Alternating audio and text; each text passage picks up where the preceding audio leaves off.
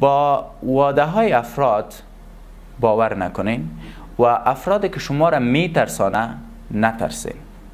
بمباردمان عاطفی در دفاتر چی رقم میشه؟ مثلا یکی برتان میگه که امی رئیس عمومی را میشناسی، مثلا منیجرت برات میگه، تو میگی یا این رئیس عمومی را ما مقرر کردیم، پیش از او که هر کس شکایت مرا کنه او پس به من میگه من او را میکشم، بفهم رئیس دروغ میگه.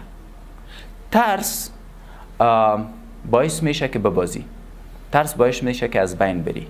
و بخش عاشقی را من خیلی زیاد سرش تاکید کردم، چون بمباردمان عاطفی با عاطفه فکر کنم دکتر صاحب زیاد ربط داره. دقیقاً.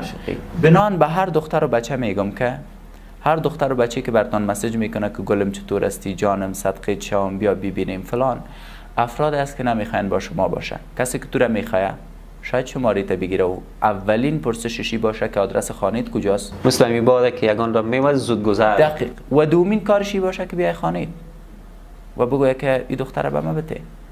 هر بهانه‌ای موجود در زندگی که بگویه مادر مریض است، پدر مریض است، اقتصادم خوب نیست، ولا فعلا نمیشه، یک کم وقت ضرورت دارم. که وقت ضرورت داری چرا برام پیام کردی؟ که وقت ضرورت داری چرا میگی که دوستم داری؟ که مادر پدرت مشکل داره چرا میگی که میخوایم با تو باشم؟ پس بگذارین از هر آن چیزی که نتیجهش آمدنش به خانه شما نباشه.